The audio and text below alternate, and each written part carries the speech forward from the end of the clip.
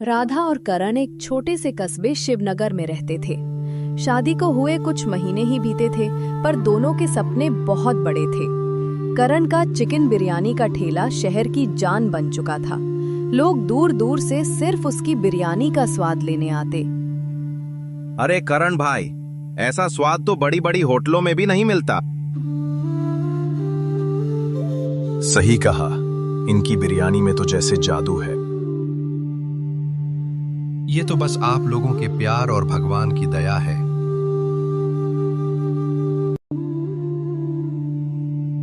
एक शाम जब करण ठेला बंद करके घर पहुंचा तो उसने देखा कि पूरे घर में अंधेरा है। अरे भाग्यवान, अंधेरा क्यों है? सब बल्ब बंद क्यों हैं? बल्ब फ्यूज हो गया है जी, और बिजली वाला आया नहीं, सोचा आप देख लेंगे। करण बल्ब ठीक करने के लिए कुर्सी पर चढ़ा, लेकिन अचानक कुर्सी टूटी और वह नीचे गिर पड़ा। सिर और पीठ में गहरी चोट लगी। राधा ने घबराकर पड़ोसी की मदद से उसे अस्पताल पहुंचाया। सर्जरी करनी होगी, खर्च लगभग 5 लाख आएगा। हे भगवान, 5 लाख रुपए! डॉक्टर साहब कुछ कम नहीं हो सकता क्या? अगर तुरंत पैसे नहीं हैं, तो एक बार सिर्फ सिर का इलाज करा लीजिए, 2 लाख में हो जाएगा। ठीक है डॉक्टर साहब, कर दीजिए। राधा ने बिना सोचे समझे अपने गहने बेच दिए। फिर भी कुछ पैसे कम पड़ रहे थे, इसलिए राधा को करण का ठेला भी बेचना पड़ा। फिर राधा अस्पताल जाकर पैसा जमा करवाती हैं।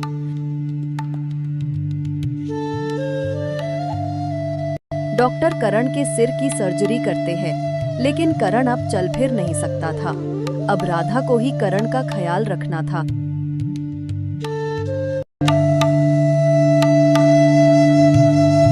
ये लीजिए जी, खाना खा लीजिए, फिर आपको दवाई भी लेनी है ना?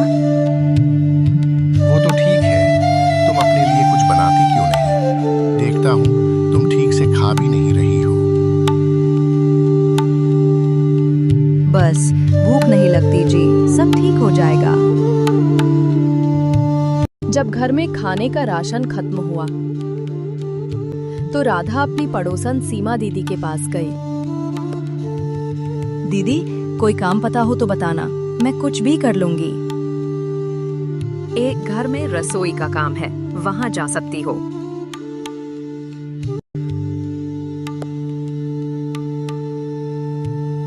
राधा वहां गई तो राधा को रश्मि मैम साहब ने कहा, हमारे यहाँ हर दिन कुछ नया बनाना होगा, जैसे बिरयानी, कोफ्ता, कबाब। सैलरी 8,000 रुपए दूंगी। जी मैम साहब, मैं पूरी कोशिश करूंगी। राधा ने किचन में जाकर खाना बनाया, चिकन बिरयानी, कोफ्ता, कबाब।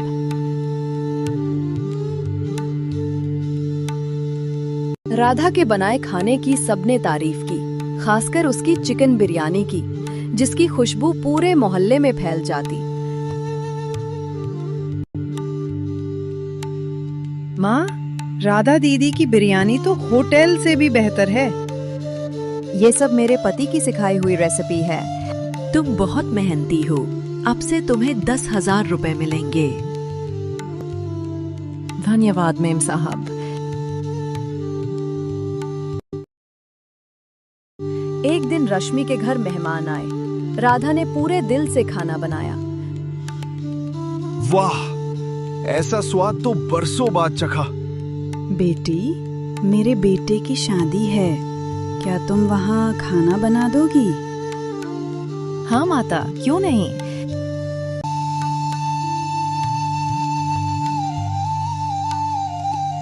राधा वहां शादी में गई। राधा ने शादी में खाना बनाया और जब सब काम खत्म हुआ तो दूल्हे के पिता आए और उन्होंने राधा को एक लिफाफा थमाया और कहा, ये तुम्हारी लगन का तोहफा है।